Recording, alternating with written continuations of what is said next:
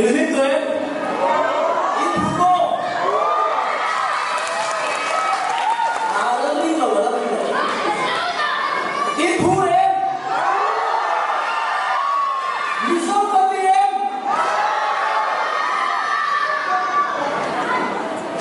有帮好。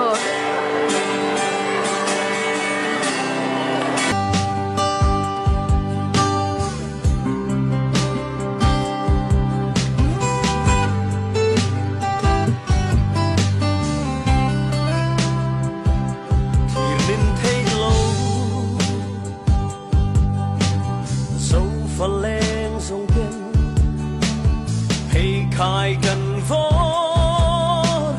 mà tiếng số đi hẳn lâu tên suy lung cần hoa nào anh xoay vul em America rắm nghe ya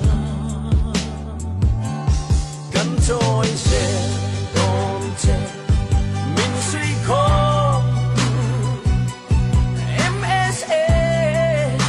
cause I know I West Virginia, Indiana, Iowa, North Carolina, New York, Georgia, Maryland.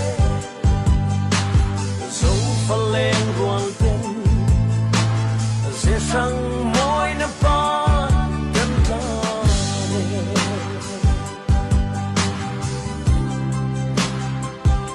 chuyện chân thị ngầm. Phần lên dùng tên cột chùa cần sáng nằm lên năm tầng chín dấu tư đen ôm mong ý mơ anh xoay vul em America rắm nghe ya cần trôi xe mình suy khó MSA Ithaca Noya West Virginia Indiana Iowa North Carolina New York Georgia Maryland dẫu pha lên hoàn tên sẽ sang môi nắp bát chân ta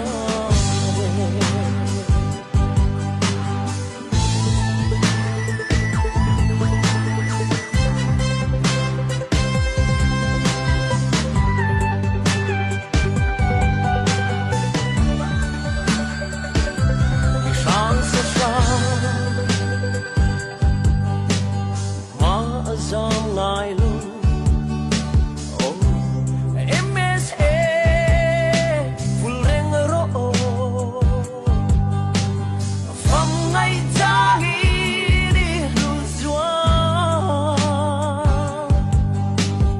lu sun đến em tu cùng chua ngata lu ni la cắn rồi che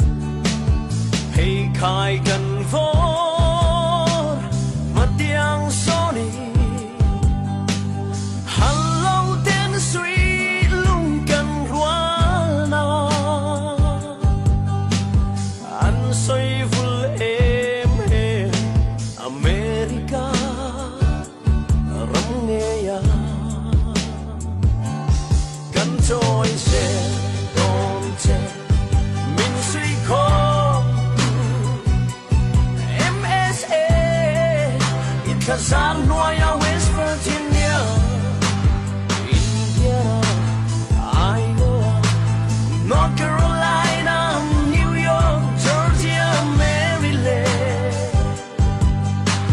Dẫu phần lên buồn tên, sẽ sang môi nắp bát chân ta nè.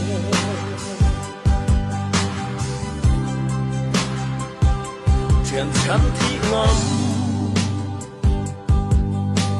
Dẫu phần lên dòng tên cột chùa gần giang năm lệ năm tầng chín dấu tư đen ôm mong ý mơ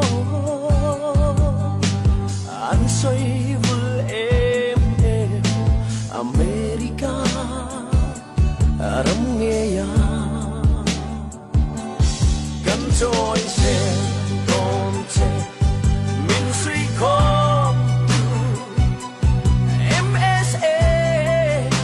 Kazanoya, West Virginia, Indiana, Iowa, North Carolina, New York, Georgia, Maryland. Dẫu phần lên buồn tên, sẽ sang môi nắp bát chân ta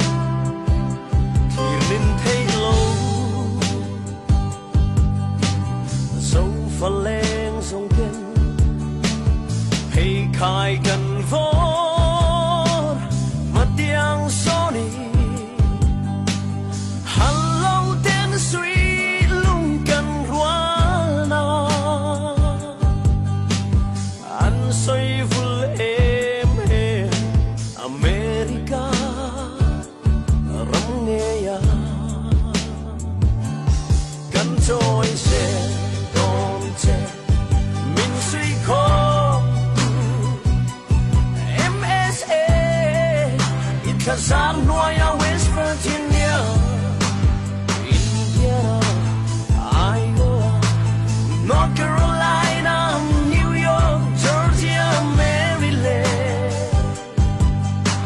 Dẫu phần lên buồn tên, sẽ sang môi nắp bát chân ta nè.